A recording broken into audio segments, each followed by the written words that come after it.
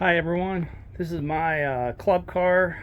I think it's probably a late 80s, early 90s model. I know it's before 94 because I bought the wrong brakes and I found out the hard way. But it was basically a $100 golf cart that I bought. It was electric, and I gutted it out and I put a Predator 420. I looked at everyone else's videos and I tried to take some good ideas from everyone, and this is what I came up with. Basically, I wanted to have everything underneath the body. I didn't want any motor sticking out or anything like that. I wanted reverse, and I wanted a larger tank than the stock tank, so I went with this 5-gallon racing fuel cell instead. It's more or less going to be a utility vehicle. I had an issue with the clutch I bought off of eBay. It was sticking, and I know you could take it apart and put some special grease in there, the dry grease, the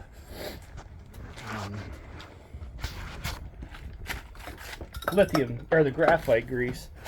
And I was going to do that, but I ran into a deal at a surplus place that actually had a whole clutch, driver, and the driven unit.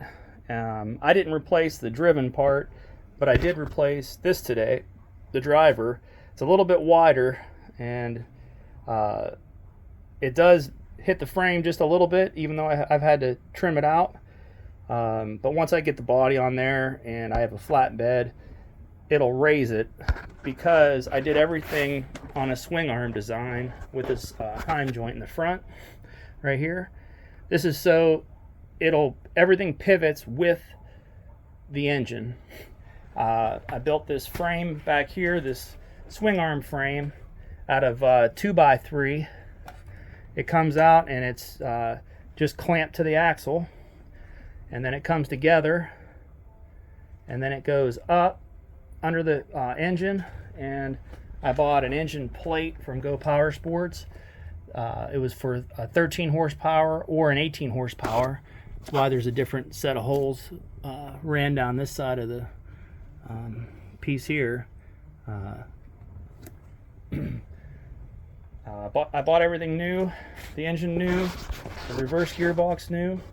I decided to gut the engine, or the electrical motor, and I took it to a machine shop. They pressed out the shaft, and then I had them mill it down to 1-inch OD, and I found a sprocket that would fit on there. And I started with a 13-tooth sprocket, and the top speed of this thing was 10 to 12 miles an hour. I was able to get a hold of a 18-tooth sprocket, which I put in today, since I had to take the body and everything off today. And we're going to see how that does. And down the road, I am going to lift it and put larger tires, which will give me higher top speed. But it's more or less for utility. I'm not out to, race around everywhere. I want to be able to pull, heavier things like trailers, log splitters, and different things. But when I do lift it, I'll have to probably put those 2x3s that I welded up.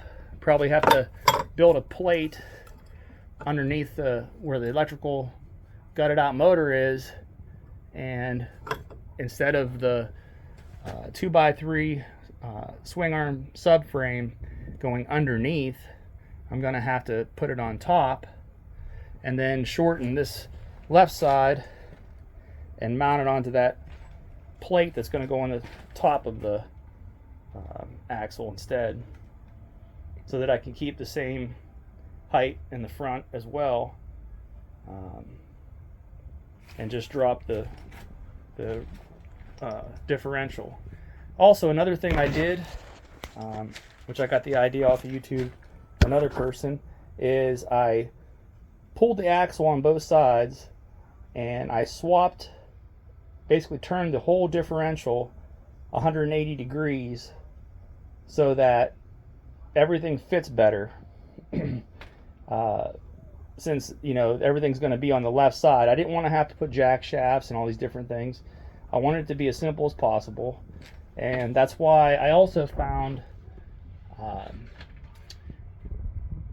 this driven unit that had a 5/8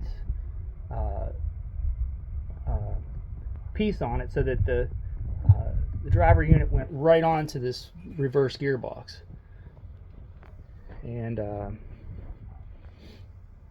I wanted to keep everything on the swing arm design so that didn't have issues with the chain getting loose and tight every time I hit bumps, or, you know, flying off and so forth. But, you know, other than that, you know, other little things I did, I kind of made a little plate there and covered up the old plastic.